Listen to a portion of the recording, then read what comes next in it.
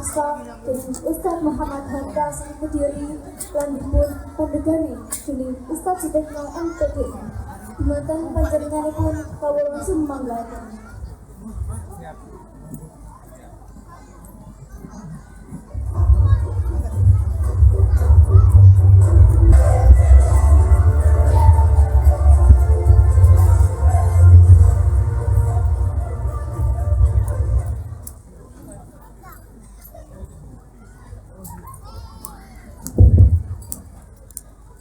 Assalamualaikum warahmatullahi wabarakatuh.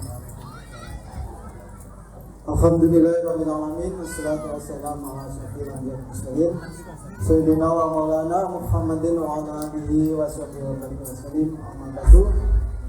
Yang kami hormati Ustaz Hatta, yang kami hormati Ustaz Wahid, saking Ustaz Kang Jombang, yang hormati Ustaz Yoyo, yang dihormati seluruh tamu undangan, Bapak Kepala Desa dan perangkatnya, Bapak Pengawas SD, TK, SMP seluruhnya, dan seluruh hadirin yang pada kesempatan ini berada di tempat dan insyaallah barokah ini. Mari kita mulai parenting kita hari ini dengan membaca basmalah. Bismillahirrahmanirrahim. Alhamdulillahirabbil alamin. Segala puji dari Allah Subhanahu wa taala yang telah memberi kita berbagai macam kenikmatan, terutama kenikmatan iman, kenikmatan Islam, kenikmatan ukhuwah dan kenikmatan kesehatan. Oke, Ustaz. Salawat serta salam semoga tetap terlimpah curahkan kepada Nabi besar Muhammad sallallahu alaihi wasallam, tauladan kita, guru besar kita yang memberi kita berbagai macam arahan sehingga kita bisa hidup di dunia ini dalam keteraturan yang didasarkan oleh manusia. Allahumma shalli ala sayyidina Muhammad.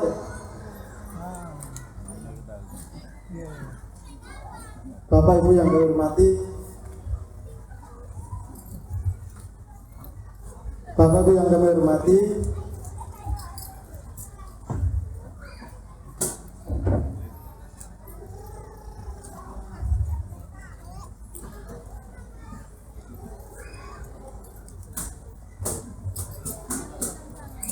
Bapak Ibu hadirin rahimahullah yang kami hormati, Allah telah berfirman dalam surat Al-Qalam ayat 4, A'udzubillahi minasyaitonir rajim, wa innaka la'ala khuluqin 'adzim.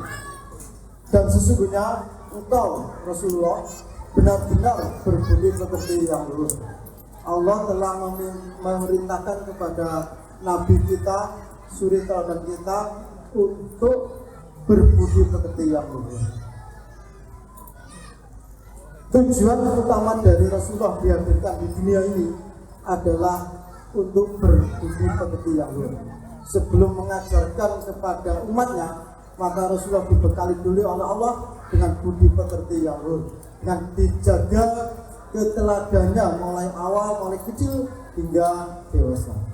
Hal ini sesuai dengan tujuan pendidikan nasional, yaitu mencerdaskan kehidupan bangsa dan mengembangkan manusia seutuhnya, yaitu manusia yang bertakwa dan berbudi pekerti yang luhur. Alhamdulillah, negara kita selaras dengan apa yang dicita-citakan oleh Rasulullah untuk mengembangkan, memelihara budi pekerti yang luhur. Oleh karena itu, Bapak Ibu hadirin semuanya, di SIT Arhul Jati ini adab adalah yang utama. Kami selalu mengajarkan kepada anak-anak, yang pertama adalah adab kepada Allah, adab kepada orang tua, adab kepada guru, dan adab kepada teman. Adab ini adalah perilaku yang tidak bisa lepas dari kehidupan kita. Makanya hadis katakan, sebelum ilmu adab harus diajarkan dahulu. Maka kami pun bersinergi dengan kata-kata ini. Kami mengajar adab kepada anak-anak mulai awal, dan kami jaga kesehariannya, kami evaluasi terus dan terus, sehingga adab itu benar-benar melekat pada diri anak-anak keluar dari tingkat SMP, insya Allah nanti ada SMA-nya, sudah terjaga adabnya. Dan muncul ketika anak seorang pelajar beradab mulia, itu adalah pelajar ar-ruhul jadi. Untuk mewujudkan itu, sinergi antara sekolah dan keluarga sangat dibutuhkan. Adab yang kami berikan di sini, aturan-aturan yang diberikan di sini, maka di rumah itu harus dijaga oleh keluarga. Kalau dua hal ini bisa berjalan dengan maksimal, maka insya Allah anak-anak kita menjadi pemimpin-pemimpin masa depan yang beradab, yang akan mengelola negara kita menjadi negara yang beradab. Baiti Madrasati adalah simbolan kami. Di situ anak-anak akan merasakan seperti surga di sekolah ini. Anak-anak merasa nyaman, merasa aman dalam menimba ilmu. Oleh karena itu Bapak Ibu hadirin yang rahimahullah, untuk memperdalam adab sebelum ilmu, mari kita dengarkan dengan seksama yang akan disampaikan oleh Ustaz Muhammad Hatta dari Kediri. Kepada kami persilakan. Mulai. Bismillahirrahmanirrahim. Assalamualaikum warahmatullahi wabarakatuh. Ini jawabannya jawaban belum sarapan. Yang kedua jawaban ingin segera pulang. Maka saya ucapkan sekali lagi Bapak Ibu, jawaban kita adalah jawaban menyongsong anak-anak panjenengan kula sami yang akan Allah amanahkan prestasi besar, kesuksesan dan tanggung jawab untuk menjadi khalifah di atas bumi. Sekali lagi jawaban kita menunjukkan keyakinan kita bahwa anak-anak kita layak dan pantas untuk menjadi pemimpin-pemimpin di atas bumi Allah Subhanahu wa taala. Assalamualaikum warahmatullahi wabarakatuh. Yang paling banter Ustadz Wahid, Ustadz Yoyo, dan Ustadz Hana. Oh gitu ya. Oh banyak yang belanja ibu-ibu, masya Allah. Ini godaannya memang tidak ringan hari ini ya. Innalhamdulillah nasta'inuhu wa nastaghfiruh wa na'udzu billahi min shururi anfusina wa min sayyiati a'malina. May yahdihillahu fala mudilla lahu wa may yudlil fala hadiya lahu. Asyhadu an la ilaha illallah wa asyhadu anna Muhammadan abduhu wa rasuluhu la nabiyya ba'da. Allahumma salli ala sayyidina Muhammadin wa ala alihi wa sahbihi ajma'in. Amma ba'd. Puji syukur kehadirat Allah Al-Khaliq Al-Musawwir Al-Mudabbir Al-Hakim yang hari ini mempersuakan kita di sebaik-baik majelis, insya Allah juga bersama dengan hamba-hamba terbaik dalam rangka untuk menyongsong takdir terbaik kagem putra putri panjenengan kula sami, bahkan putra putri negeri dan bangsa yang kita cintai. Salawat salam semoga senantiasa hati kita meyakini tanpa ragu, teriktiqad bi qalbi wa qawlu bil lisan, lidah lisan kita semangat untuk melafazkan keyakinan bahwa kita bisa membersamai Kanjeng Nabi dalam membangun peradaban umat, serta kita senantiasa itba atas apa-apa yang telah dicontohkan oleh Rasulullah SAW. Yang kami hormati, kami taatini para alim, para ulama, para tokoh, wabil khusus di hadapan kami ada Ustadz Wahid dari Dinas Pendidikan, Ustadz Yoyo dari Yayasan yang beliau barusan dari Bali 1 tahun yang lalu datang ke sini. Maka tadi saya lihat beberapa kopiah anak-anak itu juga gabungan Bali dengan Jawa. Itu pasti karena Ustadz Yoyo di sini. Ada Ustadz Hanan yang alhamdulillah ini sudah 2 kali saya berjumpa dengan beliau, termasuk di samping saya ini juga 2 kali ketemu Ustadz ya. Ustadz yang masih jomblo di samping saya ini Bu, jomblo 10 tahun yang lalu, Ustadz Sutikno, dan para asatid lainnya yang mohon maaf, para asatidah lainnya yang mohon maaf saya tidak bisa menyebut satu persatu namanya. Sebelum saya awali Bapak Ibu, mohon maaf ya nun sewu, ini biar gak ngantuk jenengan. Saya mau tanya Bapak Ibu, bismillah.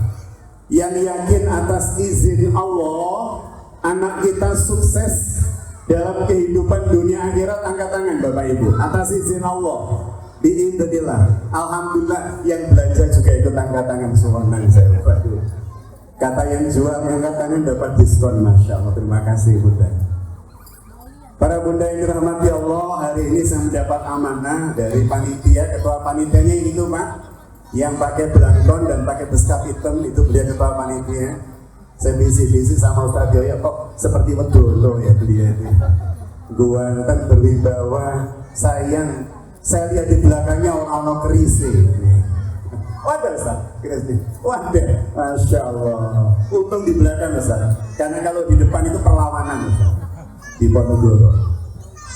Bunda yang dirahmati Allah, ini saya sambil berdiri Ustaz Yoyo izin Ustaz Hanan dan para asatidah yang lainnya, mohon maaf biar saya bisa lihat tayangan di belakang saya. Bunda yang dirahmati Allah, hari ini kami mendapat amanah untuk mendampingi panjenengan menyampaikan materi tidak panjang tidak lama. Di BCI tadi baru datang oleh Ustadz Eliana. Ustadz, gak usah lama-lama, pokoknya sebelum maghrib harus selesai.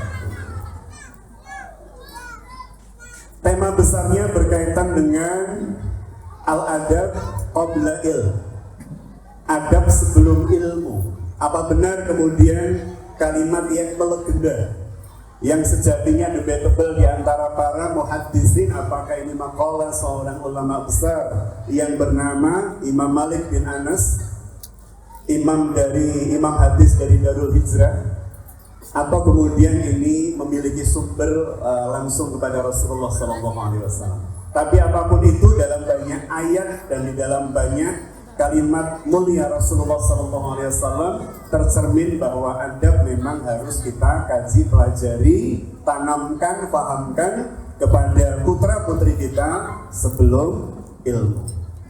Maka judul yang saya ambil antara adab, ilmu, dan peradaban. Karena tadi sudah disinggung oleh Ustadz Sutikno bahwa peradaban itu berasal dari akar kata adab. Maka jika kita berharap negeri ini akan menjadi mercusuar peradaban, negeri ini akan menjadi tempat orang belajar bagaimana membangun peradaban, maka membangunnya memang harus dari basicnya dulu, yakni adabnya dulu. Dan tentu tadi disinggung secara luar biasa oleh Ustadz Yoyo. Alhamdulillah saya sempat mendapat aliran ilmu dari beliau. Bagaimana kemudian peradaban itu terbangun pasti membutuhkan banyak instrumen. Dari mulai rumah sebagai tempat pendidikan pertama, sekolah sebagai support system yang tidak kalah pentingnya, bahkan sangat penting di masa milenial ini, sampai kemudian sinergi antar keduanya. Maka para bunda ayah, panjenengan adalah gurunda pertama buat anak sebelum mereka bertemu dengan ustadz-ustadzanya di sini. Maka di atas ini saya bisa melihat, oh bunda-bundanya kalau makan begitu, ayahandanya kalau minum seperti itu, bapak dan ibunya kalau duduk bersama teman seperti itu, maka anak kemudian bisa melihat, mendengar, dan mencontoh. Sehingga keteladanan dalam konsep adab ini menjadi hal yang niscaya.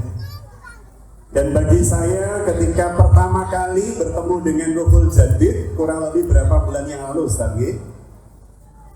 kemudian kesini lagi hari ini, saya melihat insya Allah, saya belum bertemu dengan para asatidah seluruhnya, tetapi paling tidak saya bertemu dengan beberapa ustadz dan ustadzah yang mendapat amanah berkaitan dengan kegiatan parenting beberapa bulan yang lalu.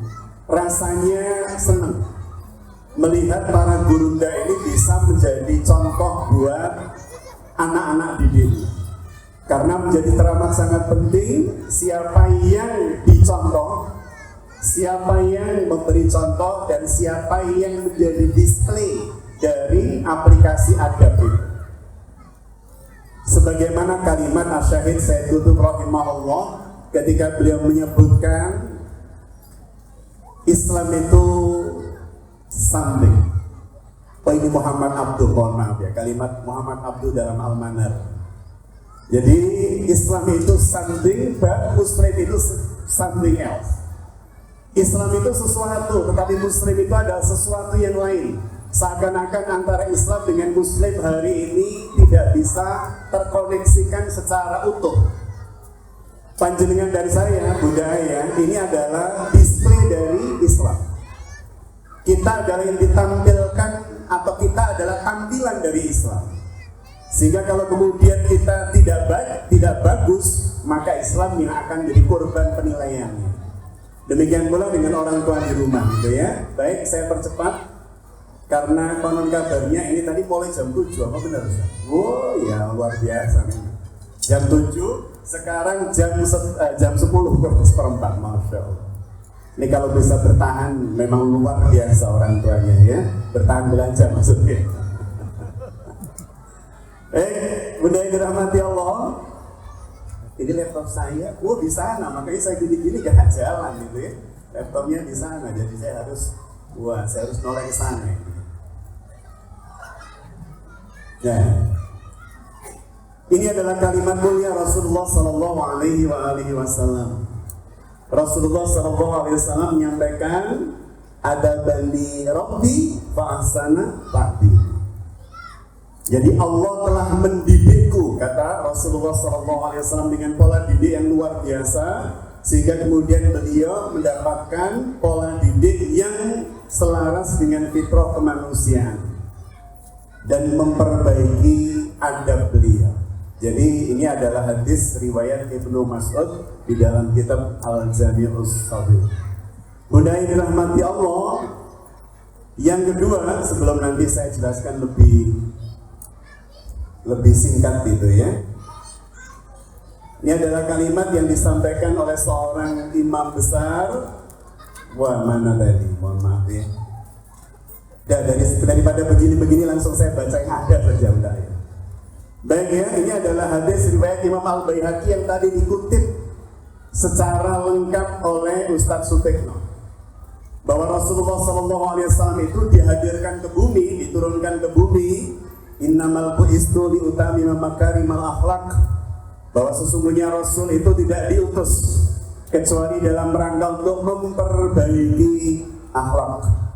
Ada yang menyebutkan akhlak itu sefrekuensi sama dengan adab. Sebagian ulama menyebutkan akhlak itu adalah bagian dari adab. Budaya dirahmati Allah, menarik sekali beberapa puisi yang ditampilkan oleh Ananda tadi. Dari mulai nasyidnya, nasyid yang latih siapa? Ustaz. Oh, Ustaz Elia. Ustaz Elia. Ketika tadi membawakan nasyid, mengingatkan saya dengan tim nasyid Malaysia. Dari mulai bajunya, cara memukul gendangnya, namanya Az-Zikr. Dulu terkenal dengan secerah pawara kalau tidak salah.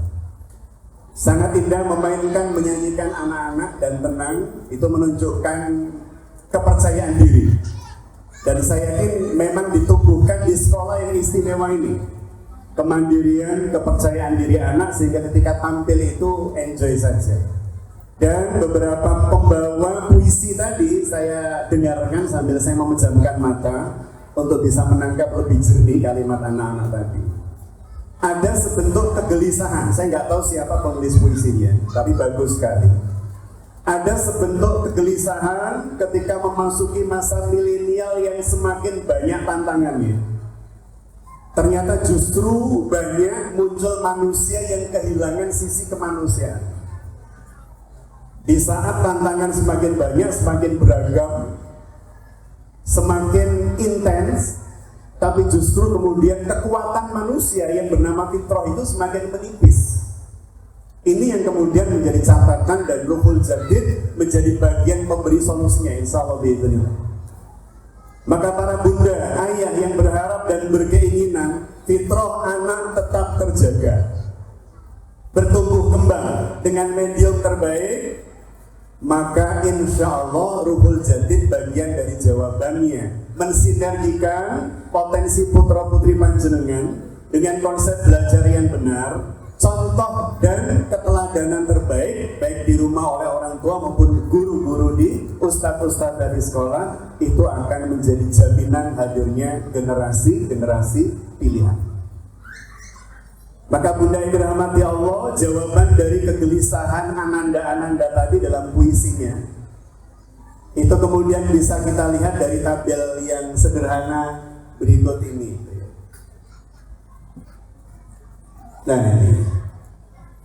Baik, sebelum berbicara adab, kita berbicara tentang iman. Maka yang ditanamkan pertama kali ke dalam diri anak tentu bukan adab. Meskipun adab sebelum ilmu, oke, iya, leres. Tapi sebelum kita berbicara tentang adab, kita berbicara tentang yang menetapkan adab itu. Artinya kita berbicara tentang siapa? Allah sebagai zat yang maha beradab. Rasulullah SAW sebagai pelaku utama dari adab ketika teraplikasi dalam kehidupan. Rasulullah itu makhluk paling beradab. Allah itu zat yang paling beradab. Tapi ternyata banyak manusia hari ini kehilangan adab sehingga menjadi biadab. Saya ngomongnya pelan aja kalau ini, Pak. Jadi ketika kemudian sudah kehilangan adab, maka tidak peduli seberapa tinggi jenjang akademik yang telah dilampaui, mau S1, S2 sampai strata 3. Hari ini sih S1, S2, S3 nggak usah bangga Ustaz Sutekno, karena Samsung itu sudah S9. Artinya sejatinya konsep pembangunan manusia itu kan bukan semata kita berbicara seberapa tinggi IQ anak kita, seberapa pintar mereka berhitung tanpa menggunakan kalkulator atau sempoa, tapi seberapa kemudian kehidupannya bermanfaat bagi dirinya, orang tuanya, dan lingkungan. Gini ngomongin Bapak Ibu, kalau dia jago berhitung tapi sekedar untuk membantu menjemurkan pakaian orang tuanya, orang gelem, ilmu matematikanya terpakai apa? Halo? Artinya bunda yang dirahmati Allah, ada sebuah missing link, ada rantai yang terputus, tidak nyambung antara jenjang pendidikan tinggi dengan tinggi atau mulianya akhlak dan adab seseorang. Ini jadi PR kita semua, karena saya juga bergelut di dunia pendidikan. Maka bunda yang dirahmati Allah, selalu saya tanamkan yang pertama pada diri saya sendiri, untuk kemudian menjadi display terbaik semampu kita dari din yang penuh dengan ajaran-ajaran adab ini, dinul Islam. Maka tadi ketika duduk sama Ustadz Yoyo, duduk sama Ustadz Hana, kursi segitu kami bertiga, bodi kita gede-gede gitu kan, kerasa dekat sekali, nyaman, dekat, ngobrolnya dekat maksudnya. Dan ketika saya duduk dengan beliau, meskipun dengan Ustadz Yoyo baru ketemu Ustadz Yoyo, tapi wallahi rasa hati ini nyaman, tidak ada berasa berjarak, tidak ada gap, dan tidak ada dalam tanda petik barrier. Yang ada itu nyaman saja, kita ngobrol tentang beliau, ngobrol tentang Bali, tentang almarhum Ustaz Suhartono, tentang ada banyak hal yang kami obrolkan dan nyaman-nyaman saja. Bayangan saya sih persis kalimat Rasulullah SAW bahwa orang-orang mukmin itu frekuensinya nyambung bahkan sejak pada saat wujudnya masih ruh. Al-arwah junudun mujannad. Frekuensinya nyambung sejak ruh. Maka ketika kemudian kita menjadi orang yang tampil di masyarakat, di tengah-tengah masyarakat anak-anak kita nanti, prinsip yang Rasul ajarkan di dalam konsep adab itu, jadikan diri kita bunda ayah, bapak ibu, anak-anak kita, itu kalau berada dalam sebuah majelis, sebuah acara, komunitas atau apapun perkumpulan, Kita itu menjadi orang-orang yang aku aman bagimu, aku nyaman bagimu, dan aku bermanfaat bagimu.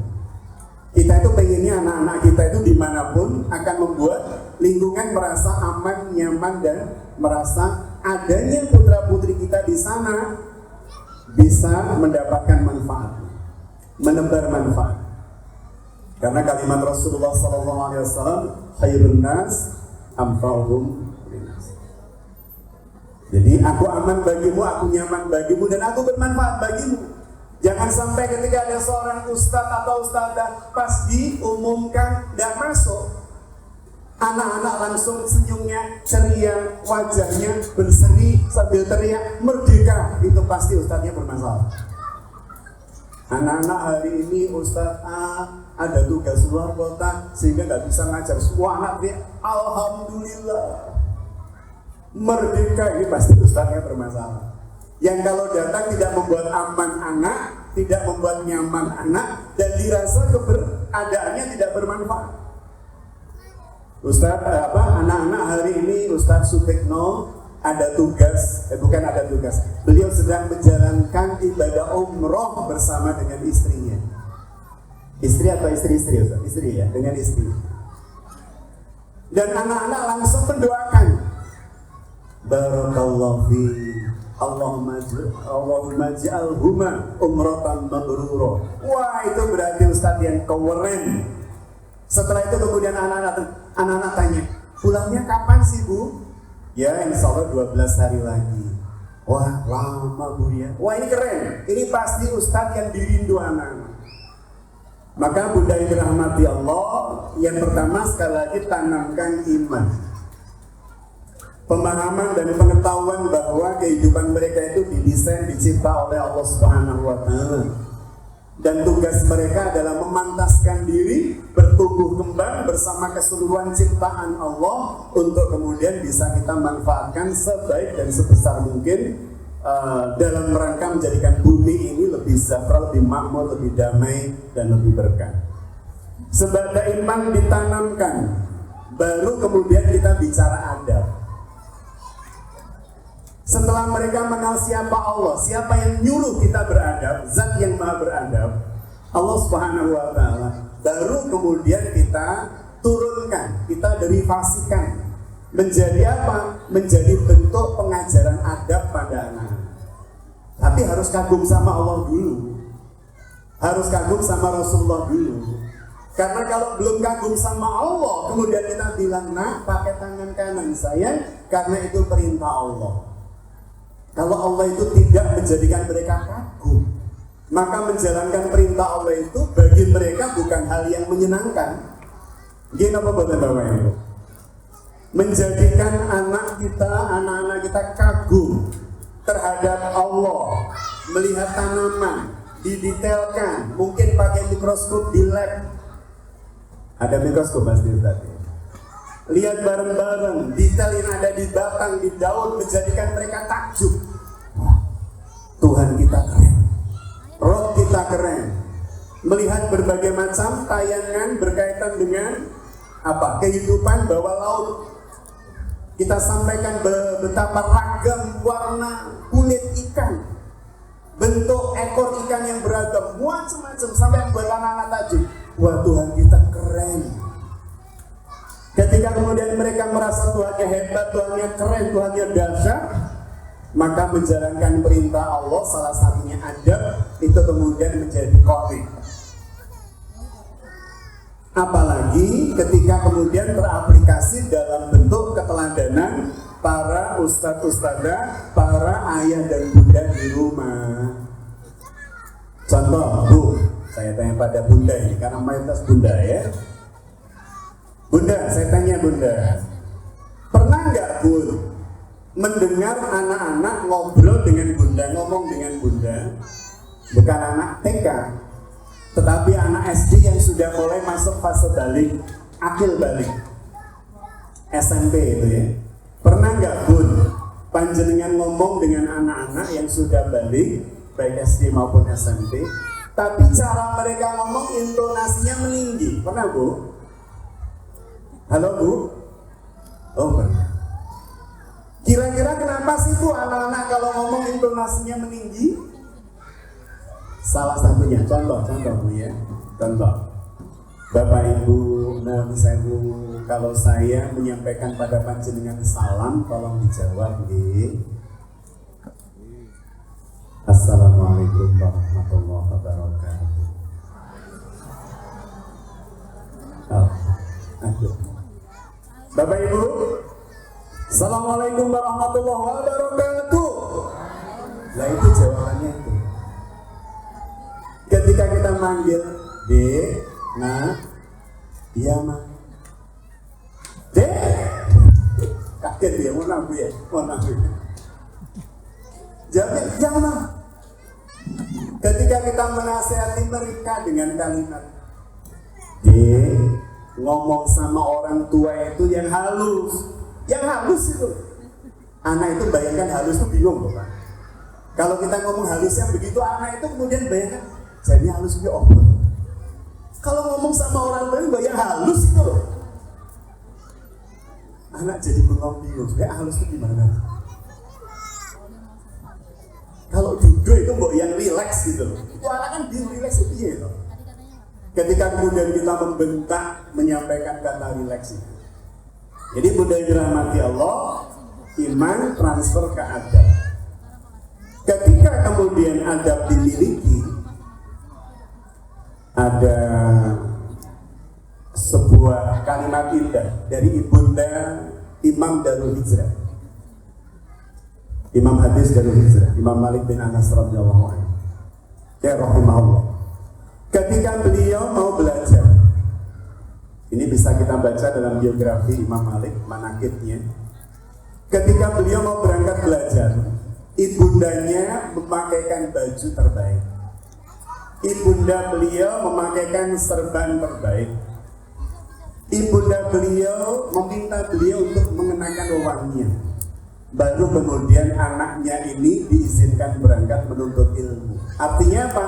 Bahkan menuntut ilmu saja ada adab di dalam mengenakan pakaian yang pantas, yang cocok untuk menerima aliran ilmu dari Allah melalui guru saya namanya Syekh Robi'ah, bukan Robi'ah Adawiyah, Syekh Robi'ah. Jadi beliau mendapatkan ilmu dari sang gurunda ini dengan cara apa? Memantas diri. Ini ilmu luar biasa. Ini ilmu dari Allah. Ini kalimatnya Rasulullah yang mau saya dapatkan. Sehingga ketika kemudian mau mendapatkan ilmu itu memantas diri, bajunya, sikap tubuhnya, dan seterusnya. Maka bunda-bunda bapak ya harus mencontohkan di rumah ya, mau baca Quran pakai kaos singlet. Alhamdulillah minasyaitonir. Anak melihat ya adabnya baca Quran gimana? Baca Al-Quran gitu kan sambil ngeses. Alhamdulillahirabbil alamin arrahmanir rahim maliki yaumiddin. Bagaimana adabnya? Maka bunda yang dirahmati Allah, ini konsepnya. Atau baru setelah itu masuk ilmu. Tadi ada sebuah kalimat luar biasa dalam surah Al-Qalam yang juga dinukil oleh Ustaz Sutikno, bahwa Allah Subhanahu wa Ta'ala itu sampai memuji Kanjeng Nabi dengan puncak pujian bagi seorang manusia dengan kalimat wa innaka la'ala khuluqin 'azim. Sesungguhnya pada dirimu wahai Muhammad dalam kurung terdapat akhlak yang teramat sangat agung. Azim itu tak cukup baik, bentuknya sudah superlatif, bentuknya sudah sangat murakkab indahnya, bagusnya, istimewanya. Akhlakmu teramat sangat agung. Salah satu akhlak teramat sangat agung dan jaga tinggi saya contohkan agar supaya panjenengan kula sami menjadi tauladan terbaik buat anak-anak kita.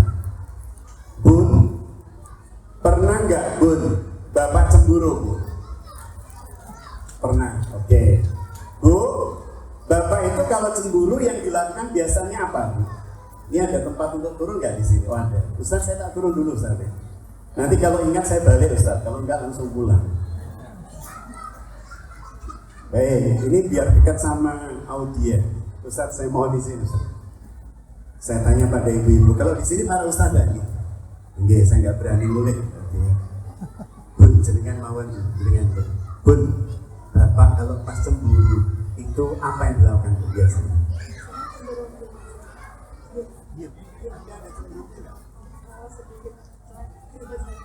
Bapaknya cuek, sedikit cemberut gitu ya. Baik, satu lagi, kita cari korban lagi ya. Bu, maksudnya, Bu, mohon maaf Bu ya, kalau Bapak pas cemburu seperti apa Bu biasanya? Sama cenderung diam. Iya. Enggak mau ngomong, pokoknya diem ya, teh apa kopi dia ya, ini soto apa rawon dia gitu ya, jadi cenderung diem. Apa begitu Ustaz? Memang Ustaz ya? Cenderung diem, kata Bunda ditambahi sedikit penuntut. Ini menjadi menarik ya, ketika suatu hari Rasulullah SAW menerima beberapa sahabat. Ada tamu di rumah beliau, para sahabat. Tiba-tiba ada pelayan, ada khadimahnya Ibunda Zainab binti Jahsh mengirim makanan kepada Rasulullah yang hari itu giliran sedang berada di rumahnya Ibunda Aisyah radhiyallahu anha. Yang biliknya Ibunda Aisyah hari ini kita bisa lihat di Masjid Nabawi di pintu Baqi, tempat makam beliau. Karena setiap Nabi dan Rasul itu Bapak Ibu syariatnya dimakamkan di tempat beliau wafat. Syariat Nabi dan Rasul itu begitu. Di mana beliau wafat maka dimakamkan di situ. Alhamdulillah syariat ini tidak berlaku bagi kita. Bisa dibayangkan ribetnya kalau ada orang yang sedang berada di ruang tengah lihat TV mati. Berarti harus dimakamkan di lihat TV di sini ada pusara, itu kan jadi serem. Jadi Rasulullah SAW pas berada di biliknya Ibunda Aisyah, biliknya istri Rasul itu berderet al-hujurat asy-syarifah, bilik-bilik mulia. Ibunda Aisyah, Ibunda Saudah binti Zam'ah, Ibunda Hafsah.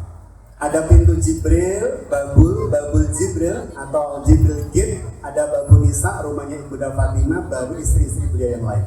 Lah Ibunda Hafsah itu ngirim makanan Bapak Ibu. Kita tahu bahwa Ibunda Aisyah itu salah satu istri Rasul yang tidak pintar masak. Bahwa bunda-bunda langsung yes, berarti saya seperti Ibunda Aisyah, tidak pintar masak. Ibunda Aisyah tidak pintar masak. Ketika kemudian dapat kiriman makanan itu Bapak Ibu, Ibunda Aisyah cemburu. Wajar nggak tuh kira-kira? Di rumah beliau, madunya beliau ngirimin makanan yang beliau tidak pintar masak. Ngirimin makanan kepada Rasulullah SAW. Kira-kira cemburunya wajar atau bodoh? Wajar. Kata Ustaz Fahim wajar. Bunda-bunda mau ngomong wajar itu khawatir gitu kan? Khawatir madunya tadi loh. Ketika kemudian Ibunda Aisyah cemburu, dan tidak usah kaget dengan Ibunda Aisyah itu pencemburu bersebab ketika Kanjeng Nabi wafat usia Ibunda Aisyah itu masih 18 tahun. Berarti masih sangat muda, semester 2. Berarti hadis ini Ibunda Aisyah usianya belum 18. Ketika itu beliau cemburu. Apa yang beliau lakukan ketika cemburu?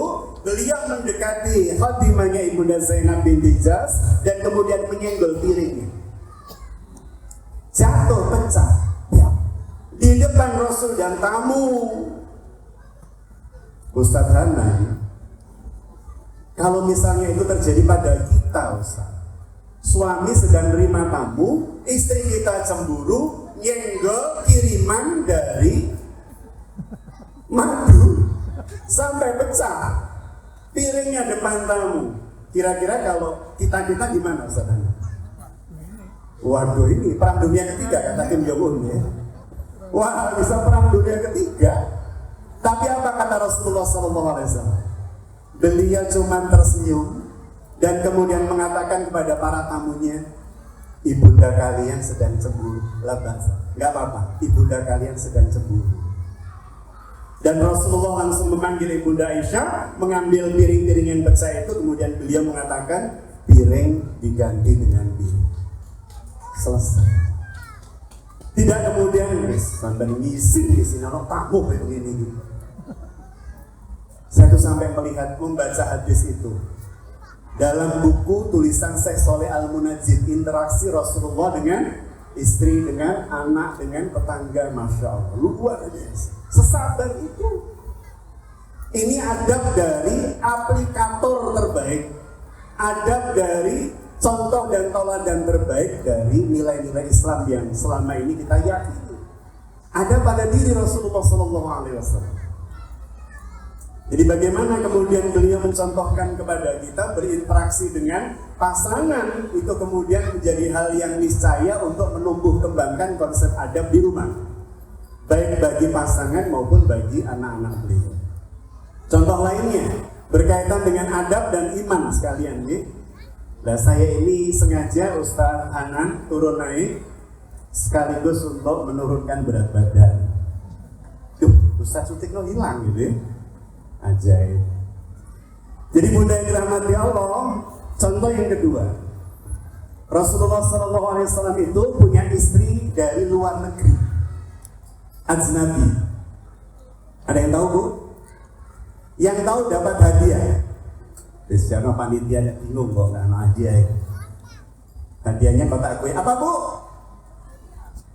Siapa bu?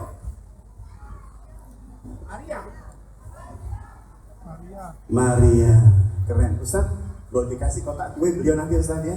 Masuk kotak kue saya masuk diberikan ibu itu kasih. Oh sudah ada. Dapat HP, masya Allah. Bu jempol. Ini Ustaz yang jawab. Makanya. Bola dewi, pinter-pinter Ustaz dari sini. Maria Al-Qibtiyah, Qibti itu dimakna Misri, Mesir. Maria dari Mesir. Jadi Rasulullah itu pernah mendapat hadiah dari Raja Muqawqis.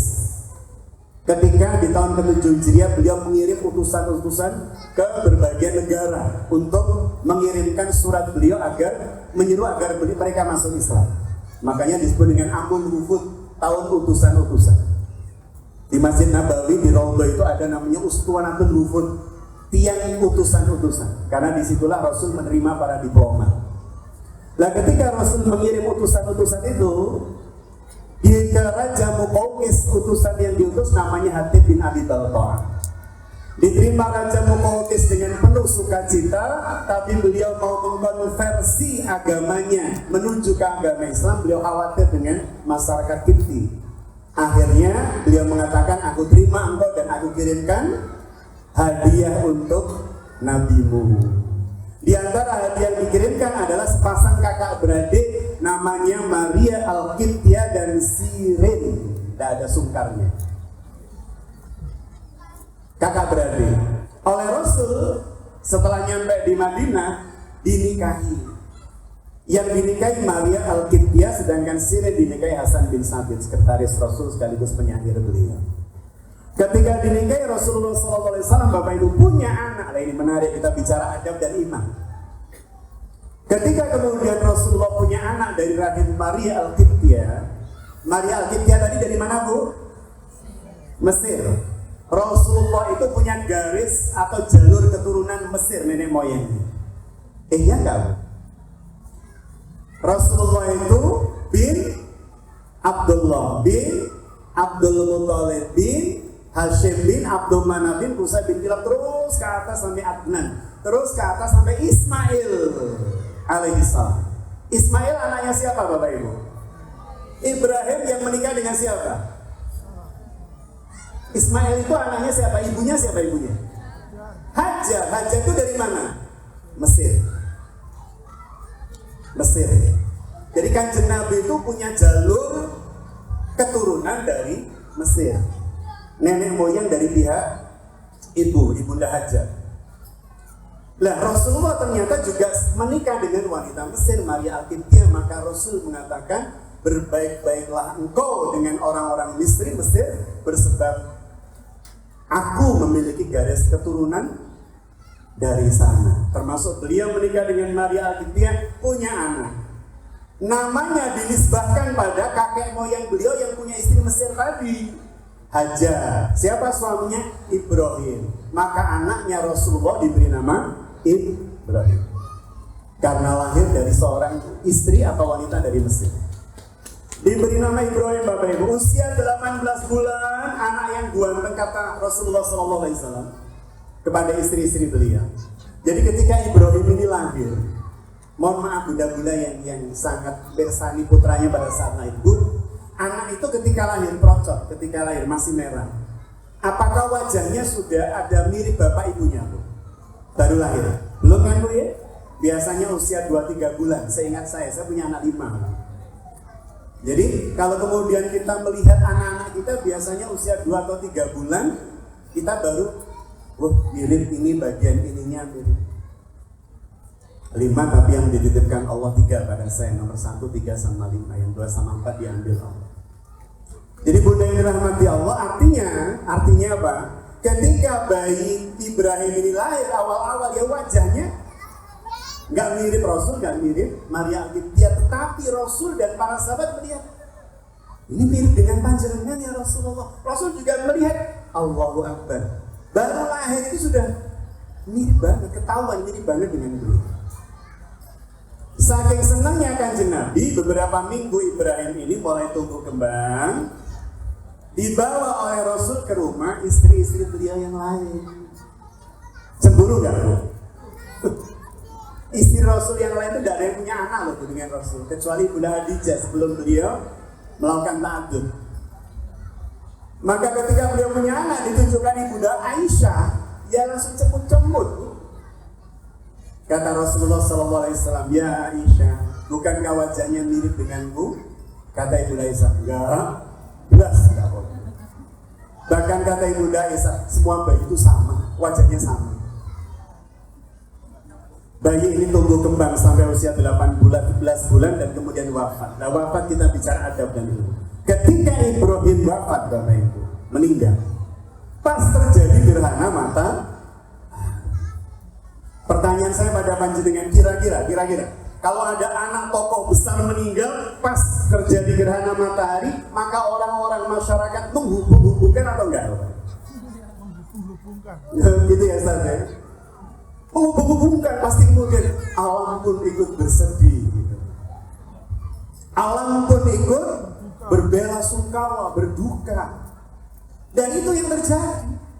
Kalau itu terjadi pada kita, Bapak Ibu, bisa jadi kita menikmati dalam tanda petik drama sosial itu ketika masyarakat, anak Gus itu, anak Ustadz itu, anak Kiai itu meninggal, makanya alam ikut bersedih. Udah itu ini pasti air mata malaikat grojo. Kita itu kan sebenarnya dramatis begitu. Tapi Rasulullah langsung meluruskan, ini namanya iman dan adab. Komentar itu, Bunda, ya, adalah komentar yang sejatinya tidak beradab. Karena tidak memiliki basic akidah, ilmu. Mengkaitkan dengan hal yang bersifat khurafat, tahayul. Atas kematian sebaik-baik putra dari sebaik-baik manusia. Maka Rasulullah langsung bilang begini, dan dari situlah disyariatkannya sholat kusuf dan kusuf. Jadi Rasulullah SAW langsung menyampaikan, tidaklah peristiwa-peristiwa alam ini, sunatullah ini, berkaitan dengan lahir dan meninggalnya seseorang. Beliau langsung meluruskan akidah, tetapi tetap dengan memegang prinsip adab. Karena sesungguhnya semuanya telah diatur oleh Allah Subhanahu wa Ta'ala. Maka jika terjadi gerhana matahari seperti ini, hendaklah engkau memperbanyak mengingat Allah dan bersedekah. Artinya dari kalimat Rasulullah SAW tersebut, Bunda Ain rahmati Allah, bagaimana jenengan dan saya tetap dalam konteks atau bingkai adab menjaga iman. Jangan sampai muncul adab tanpa iman.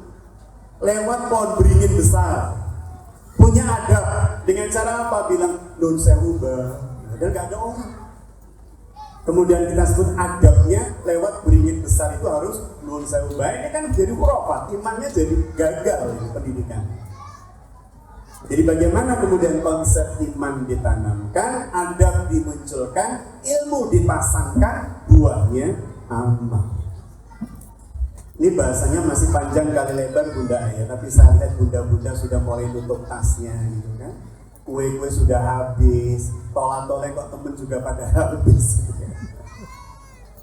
Satu saja lah contoh aplikasinya. Setelah itu saya tutup, saya kembalikan Ustaz Tikno. Ya. Baik. Ini bagaimana Islam mengajarkan? Karena ini buat anak-anak Bun ya.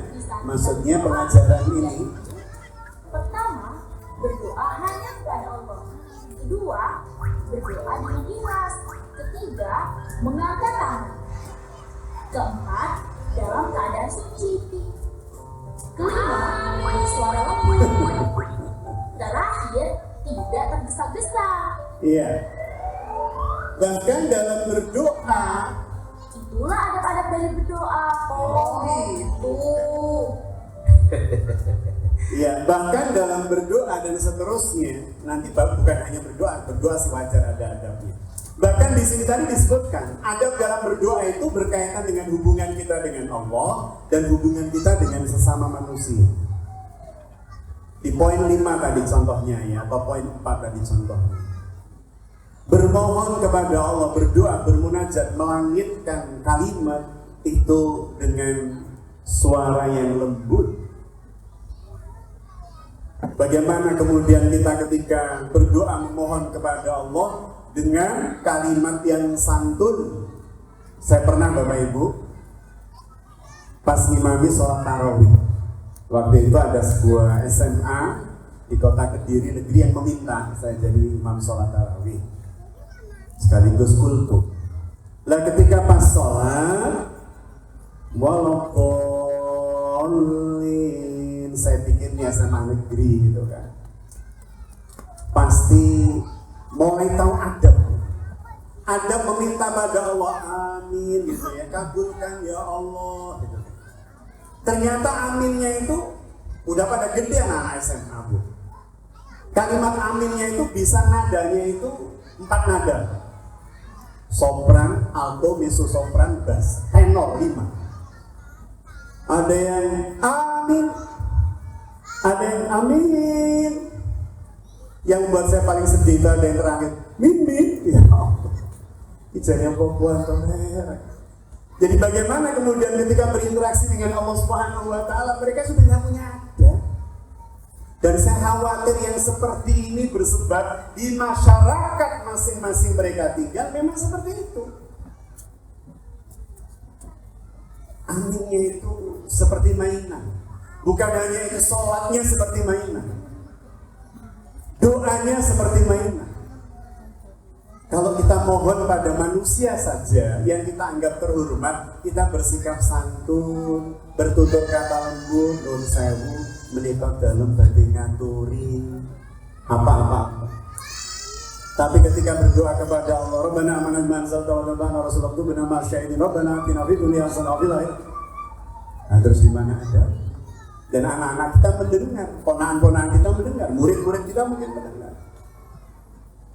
Maka bagaimana kemudian benar-benar konsep adab ini masuk dalam seluruh lini. Menguap saja ada adabnya. Ditutup dengan lengan Rasulullah. Meludah saja ada adabnya. Ke kiri bawah, bukan ke kiri atas. Bersin saja ada adabnya. Tidur saja ada adabnya. Masya Allah, indahnya Islam. Bahkan terakhir sebelum saya tutup, masuk kamar mandi ada adabnya nggak Bu? Ada. Kaki apa Bu? Kiri, karena kalau 2 kaki pocong. Kaki kiri. Masuk sambil berdoa gimana Bu? Allahumma barik lana fima razaqtana. Waduh hebat kaki nada banget. Allahumma inni a'udzubika minal khubuthi wal khaba'ith. Ada. Masya Allah, Islam ini agama yang penuh adab. Maka kalau kemudian ada seorang muslim yang tidak beradab, berarti ada missing link tadi itu, ada rantai yang terputus antara iman dengan ilmu ya. Tengah-tengahnya nggak muncul ada.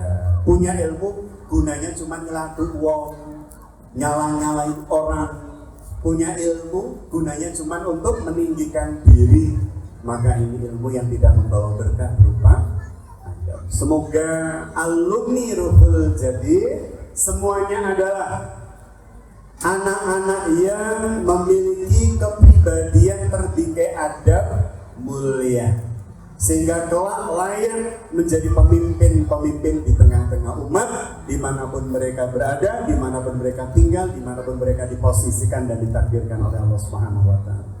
Demikian Bunda yang dirahmati Allah, semoga ada manfaat ya dari apa yang kami sampaikan. Saya kembalikan sepenuhnya kepada Ustaz Sutikno. Billahi taufiq wal hidayah, wallahul muwaffiq ila aqwamit thoriq.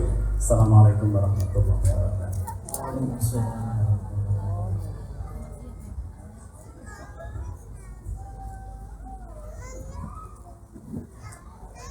Alhamdulillahirrahmanirrahim. Demikian diberikan tausiah dari Ustaz kita. Yang bisa catat ada beberapa. Yang pertama adalah rangkaian dari adab ada dimulai dari iman, setelah itu adab, ilmu, dan terakhir adalah amal sebagai buah dari rangkaian tadi. Ketika kita mendapatkan ilmu, ingin mendapatkan ilmu, maka kita harus memantaskan diri dengan adab yang terbaik. Dan ketika kita sudah beradab, maka kita akan aman, kita akan nyaman, dan kita akan bermanfaat bagi orang lain. Insyaallah tiga ini sudah kita tanamkan kepada anak didik kita di sekolah Islam Ruhul Jadi mulai TK sampai SMP. Saat ini mungkin yang paling menggarisbawahi terkait dengan adab Rasulullah ketika bersama Bunda Aisyah bila marah Rasul pun kenapa sudah dikit ya bila marah Rasul pun mencubit dunia. Itu adalah adab yang luar biasa. Kita tidak pernah memarahi istri kita. Terima kasih Bapak-Ibu yang kami hormati. Kiranya waktu sudah cukup siang dan udara pun belum bersahabat, masih panas, maka untuk sesi tanya jawab kita tiadakan. Jadi langsung saja kita tutup dengan doa yang akan disampaikan. Mohon barokah doanya Ustaz Wahid. Pun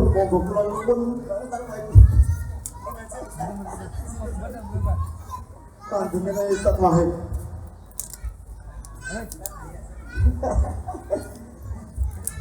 Beliau guru saya di Pramuka tahun ini 2007, dan beliau biasanya di Pramuka bentuknya Gus Wahid. Pramuka monggo kan pun ini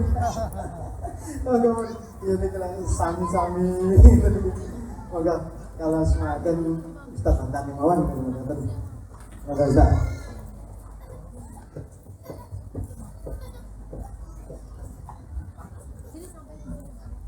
Mohon izin Ustaz, kita tutup dengan doa. Bunda yang dirahmati Allah, alhamdulillah ketika Ustaz Sutikno bilang acara akan kita tutup, saya lihat aja Bapak Ibu sudah berseri gitu ya. Kita tutup dengan munajat bersama. Bismillahirrahmanirrahim. Allahumma shalli ala sayyidina Muhammadin wa ala alihi wa sahbihi wa sallam. Alhamdulillahirabbil alamin. Hamdan syakirin, hamdan naimin, hamdan yuwafi ni'ama yukafi'u mazidah. Ya Rabbana lakal hamdu kama yanbaghi li jalali wajhika wa 'azimi sultanik. Allahumma ya Allah ya Rahman ya Rahim ya mujibas sa'ilin, sahil umurana ya Rabb, wa hassil maqasidana wa balighna ilaika ya Allah. Rabbana hab lana min azwajina wa dhurriyyatina qurrata a'yun waj'alna lil muttaqina imama. Rabbana amanna bima anzalta wa tabi'na rasul faktubna ma'asy syahidin. Allahumma ya Allah, jadikanlah Ruhul Jadi bagian dari caramu ya Allah untuk menghasilkan generasi pemimpin yang rabbani, menjadi hamba-hamba yang senantiasa mampu menebar kebaikan, manfaat, serta prestasi-prestasi besar bagi diri, keluarga, hingga negeri yang kami cintai ini dan bumi yang kami tempati ini. Allahumma ya Allah, Jadikanlah kami orang tua yang mampu mengemban amanah untuk mendidik, mentarbiyah, mendampingi, menyiapkan medium tumbuh kembang terbaik buat putra putri kami, baik di rumah maupun ketika berada di Aruful Jadid. Rabbana la tuzigh qulubana ba'da idh hadaitana wa hab lana min ladunka rahmah innaka antal wahhab. Curahkan berkah-Mu Allah atas lembaga ini, sehingga siapapun yang ada di dalamnya akan terberkahi dengan ilmu, adab dan imannya, akan terberkahi jiwa kepemimpinannya, akan terberkahi aplikasi ilmu di masyarakatnya pula. Rabbana atina fid dunya hasanah wa fil akhirati hasanah wa qina adzaban nar wa adkhilnal jannata ma'al abrar ya aziz ya ghaffar ya rabbal alamin. Subhana rabbika rabbil izzati amma yasifun wassalamun alal mursalin walhamdulillahi rabbil alamin.